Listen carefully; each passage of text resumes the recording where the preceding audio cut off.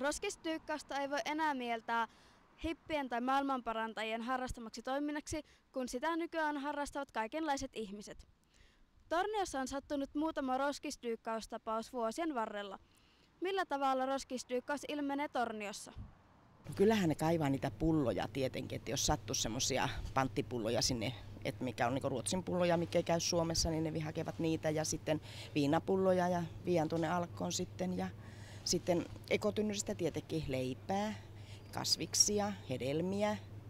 Minä luulen, että lihatuotteita ei se ehkä niinkään, koska me aukaisemme kaikki ne paketit. No millaisia nämä dyykkaajat sitten on? No ne on naisia, ne on miehiä, että aivan siististi pukeutuneita ihmisiä, että vähemmän tässä varmasti niitä rantaremmiläisiä käy, että kyllä ne on ihan normaali kodissa asuvia ihmisiä.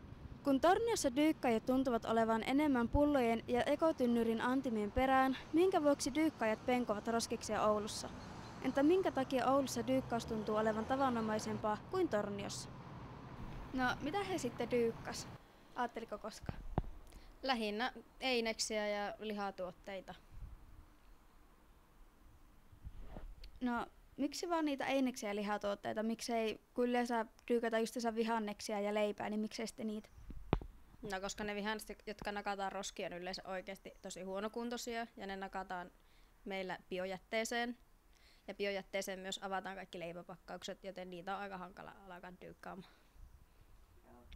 No, miksi luulet, että Oulussa on paljon dyykkäreitä just joihinkin pikkukaupunkeihin verrattuna? Koska Oulussa on niin paljon eri kauppoja, joilla on eri määräykset. Osa välittää, mitä niiden roskisille tapahtuu, osa ei. Ja yksinkertaisesti paremmat apajat. Vaikka dyykkäystä harrastetaan laajalti koko maassa, ei siitä täällä Pohjois-Suomessa liiemmin puhuta. Eihän dyykkaamista sinänsä ole kielletty, vaikka useat seikat sen harrastamista rajoittavatkin. Mutta kumpi on pahempi?